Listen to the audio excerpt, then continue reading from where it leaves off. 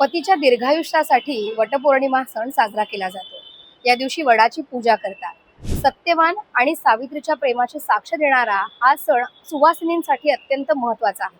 पण या दिवशी आपण अशा काही चुका करतो त्यामुळे पर्यावरणाला हानी पोहोचते। आता या चुका नेमक्या कोणत्या, चला समजून घेऊया। आता पहिली चूक, अनेक जण गर्दी टाळण्यासाठी घरातच वडाच्या झाडाची फांदी आणतात आणि त्याची पूजा करतात। फांदी आणून पूजा करण्याची आयडिया ही छान असली तरी पर्यावरणाला हानी पोहोचवणारी आहे। कारण त्यासाठी नाहक वडाच्या झाडाच्या फांद्या तोडल्या जातात आणि त्या झाडाची शोभा घालवली जाते। हे करण्याऐवजी शक्य असेल तर तुम्ही वडाचीच पूजा करा किंवा वडाचं चित्र काढून त्याची पूजा करा। त्यामुळे पर्यावरणाला हानी पोहोचणार नाही। आणि दुसरी चूक, वटपौर्णिमेची पूजा केल्यानंतर आपण सुवासिनींना वाण देतो। त्या वाणामध्ये चिरलेली फळं असतात।